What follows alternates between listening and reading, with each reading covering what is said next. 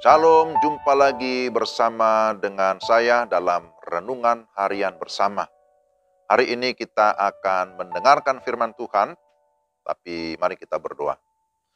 Tuhan, terima kasih di akhir pekan ini ada kesempatan bagi kami untuk mendengarkan firman. Tolonglah kami supaya kami dapat mendengar dengan baik, dan setelah itu kami dapat menerapkan dalam hidup kami. Dalam nama Yesus, amin. Markus pasal 10 ayat 21. Tetapi Yesus memandang dia dan menaruh kasih kepadanya. Lalu berkata kepadanya, hanya satu lagi kekuranganmu. Pergilah, juallah apa yang kau miliki, dan berikanlah itu kepada orang-orang miskin, maka engkau akan beroleh harta di sorga. Kemudian datanglah kemari dan ikutlah aku. Demikian Markus 10 ayat 21. Tema kita hari ini, syarat beroleh harta di surga.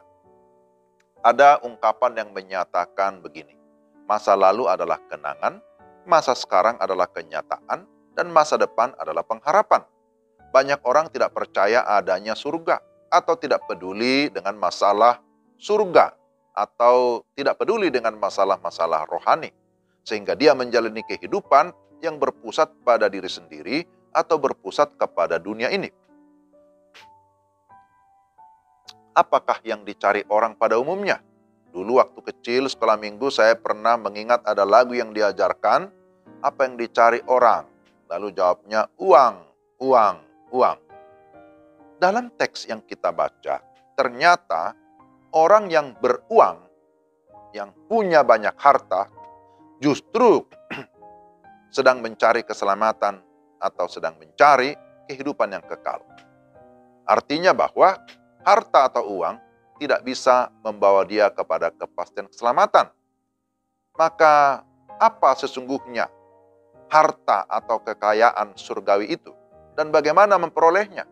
Mari kita perhatikan apa yang terjadi dalam kisah seorang kaya dalam Markus pasal 10. Pertama, kita lihat di sana ada persoalan utama. Persoalan utamanya adalah bahwa orang tersebut berorientasi kepada kekayaan duniawi. Seperti rumah, keluarga, kerabat, ladang-ladang, dan lain sebagainya. Dalam perikop ini, kita menyaksikan suatu pertemuan yang memberikan pengharapan antara Yesus dengan seorang kaya. Dalam Injil Lukas dia disebut seorang pemimpin. Dia datang dan berlari-lari, menunjukkan adanya suatu kesungguhan untuk berbicara dengan Yesus. Ia bertelut di hadapannya. Lalu ia mengajukan pertanyaan, guru yang baik, apa yang harus kuperbuat untuk memperoleh hidup yang kekal? Satu pertanyaan yang sangat serius. Lalu Yesus menjawab, mengapa kau katakan aku baik? Tidak seorang pun yang baik selain daripada Allah saja. Persoalan di sini, orang tersebut ternyata memulai sesuatu dari dirinya sendiri. Dia hanya berputar-putar di sekitar hukum Taurat, bahwa dia berkata sudah melakukan hukum Taurat sejak masa mudanya. Memang kelihatan rohani, tetapi ternyata itu hanya di permukaan, hanya superficial. Dia merasa sudah melakukan segala sesuatu. Ternyata apa yang dia lakukan tidak cukup untuk memperoleh harta surgawi atau warisan surga. Keinginan orang duniawi, ya kalau bisa waktu hidupnya, masa mudanya kaya raya, hidupnya hura-hura, masa tua, ongkang kaki, mati masuk surga. Itu tidak relevan dengan Alkitab, saudara-saudara. Maka yang kedua, perhatikan, ada solusi jalan keluar yang ditawarkan oleh Yesus. Apa yang dikatakan oleh Yesus? Juallah semua hartamu, bagikan kepada orang miskin, dan ikutlah aku.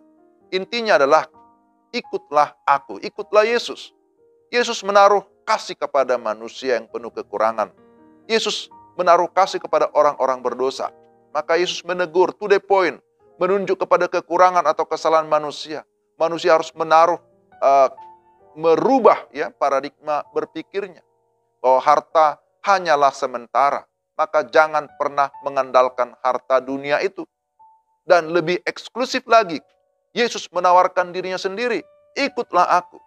Dalam perjanjian baru, Yesus beberapa kali mengundang banyak orang dan berkata, marilah kepadaku, baik secara perorangan personal, misalnya kepada Petrus dan murid-murid yang lain, dan kepada orang banyak.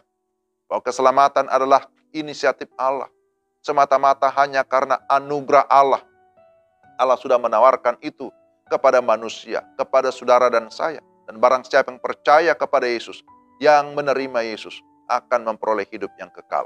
Jadi bukan karena perbuatan baik manusia. Bagaimana respon orang kaya itu? Ternyata dia merasa kecewa, dia sedih, dan pergi meninggalkan Yesus. Sebab apa? Sebab hartanya banyak. Yesus memberi komentar, lebih mudah seekor unta melewati lubang jarum daripada seorang kaya masuk ke dalam kerajaan Allah. Murid-murid kaget, tetapi Yesus berkata dengan tenang, bagi Allah segala sesuatu mungkin terjadi. Tidak ada yang mustahil. Yang terakhir, saudara-saudara, ada upah yang dijanjikan Yesus. Upah yaitu berupa yang namanya kelimpahan jasmani pada masa sekarang, tetapi juga kehidupan kekal masa yang akan datang. Maka pada bagian ini kita melihat murid-murid Yesus ingin menegaskan bahwa kalau kami sudah ikut Tuhan, kami sudah meninggalkan segala sesuatu, bagaimana kehidupan kami selanjutnya? Mereka mulai berpikir dan mulai merinci kerugian. Tapi kemudian Yesus memberikan jawaban, jaminan pemeliharaan.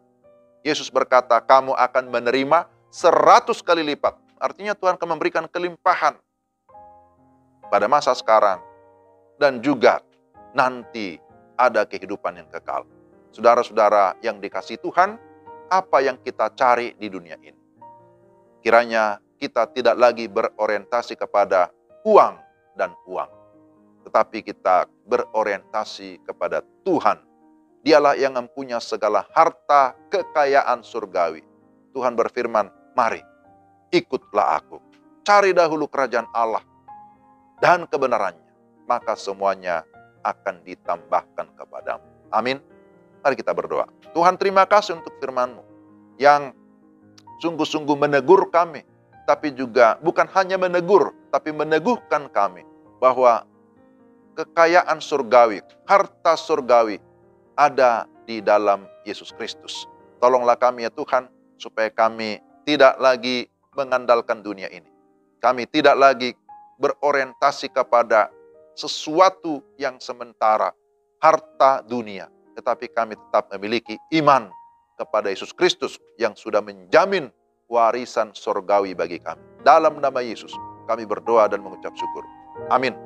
Demikian renungan kita hari ini. Tuhan memberkati saudara-saudara sekalian. Shalom.